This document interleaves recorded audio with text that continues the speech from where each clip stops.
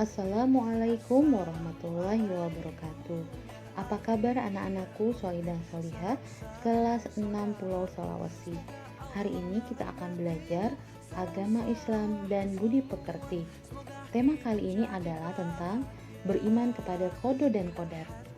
Sholih dan Sholihah, yang akan kita bahas pada materi ini adalah meyakini adanya qada dan qadar.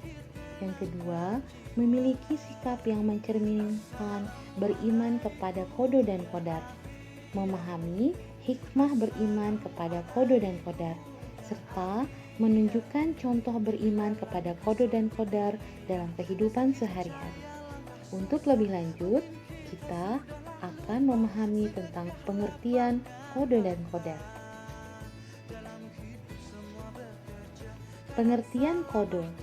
Menurut bahasa, qada adalah keputusan atau ketetapan, sementara menurut istilah, qada adalah keputusan atau ketetapan Allah Subhanahu wa Ta'ala terhadap semua makhluknya yang telah ditetapkan sejak zaman azali. Zaman azali adalah zaman sebelum terjadinya sesuatu semua yang terjadi pada makhluknya, termasuk manusia. Qada merupakan urusan Allah Subhanahu wa Ta'ala. Oleh karena itu, segala sesuatu yang menimpa manusia, baik itu berupa kelahiran, kematian, rezeki, jodoh, maupun musibah, semua itu merupakan ketentuan Allah Subhanahu wa Ta'ala.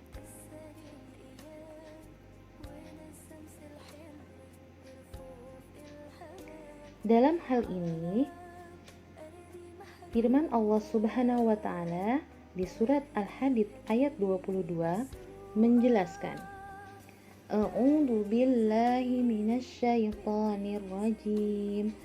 Bismillahirrahmanirrahim.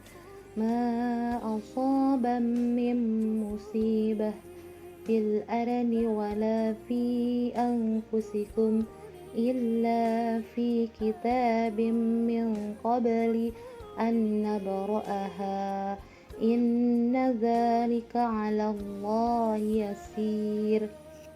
Yang artinya, setiap bencana yang menimpa di bumi ini dan menimpa dirimu sendiri, semuanya telah tertulis dalam kitab sebelumnya.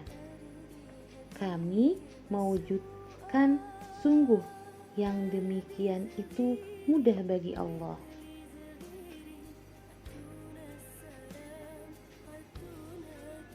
Baik, memasuki pengertian qadar. Menurut bahasa, qadar adalah ukuran atau ketentuan. Sementara menurut istilah, qadar adalah ukuran ketentuan Allah Subhanahu wa Ta'ala yang telah terjadi terhadap semua makhluknya, sebagaimana firman Allah Subhanahu wa Ta'ala di surat Al-Qamar ayat ke-49. Bismillahirrahmanirrahim. Inna kulla syai'in khalaqnahu biqadar. Yang artinya, sesungguhnya kami menciptakan segala sesuatu menurut ukuran.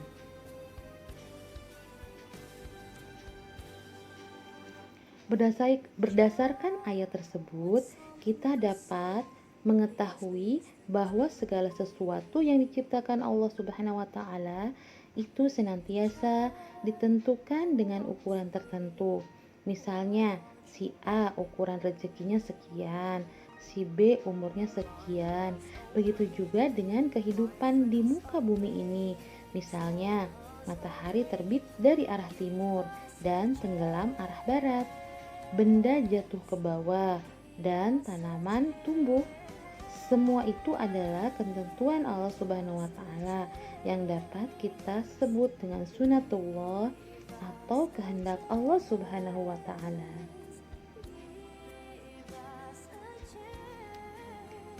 Penjelasan yang ketiga tentang hubungan antara qada dan qadar.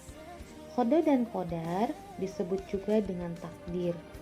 Ada dua macam takdir pada diri manusia, yaitu takdir mubram dan takdir mu'alaq.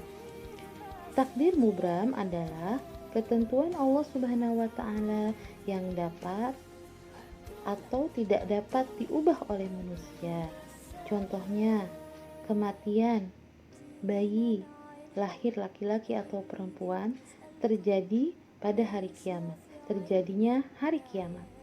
Ini termasuk takdir mubram yang tidak dapat diubah oleh manusia.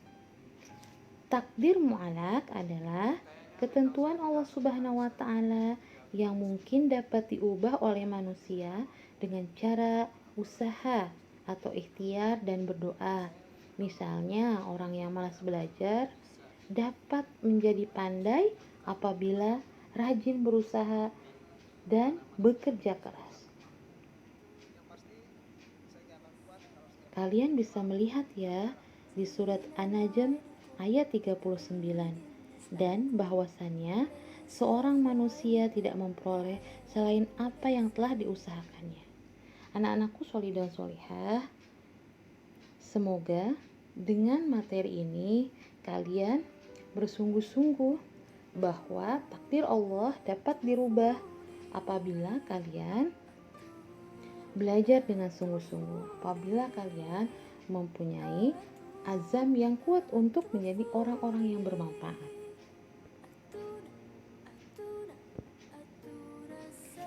Materi selanjutnya yaitu beriman kepada qada dan qadar dalam kehidupan sehari-hari. Berikut contoh beriman kepada qada dan qadar yang dapat diterapkan dalam kehidupan sehari-hari. Yang pertama, rajin beribadah kepada Allah Subhanahu wa taala. Yang kedua, belajar atau bekerja dengan sepenuh hati. Yang ketiga, menerima ketetapan Allah Subhanahu wa taala dengan lapang dada. Yang keempat, belajar dengan sungguh-sungguh. Dan yang kelima, selalu meningkatkan potensi diri.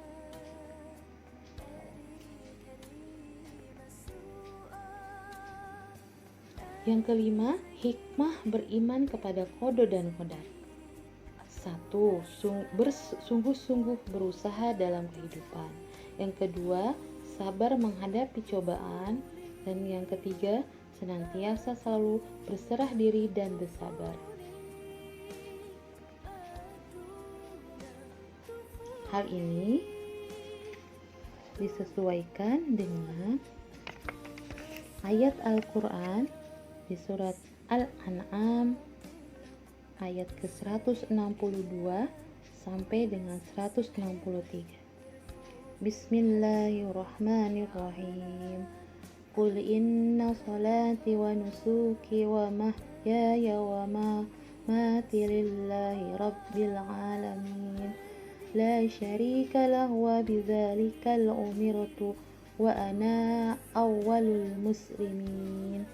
Yang artinya, katakanlah Muhammad, sesungguhnya sholatku, ibadahku, hidupku, dan matiku hanyalah untuk Allah, Tuhan seluruh alam. Tidak ada sekutu baginya, dan demikianlah yang diperintahkan keadaanku, dan aku adalah orang yang pertama-tama berserah diri, yaitu muslim. Baik anak-anakku, sholih dan sholihah, semoga kalian bisa mengambil hikmah dari materi ini.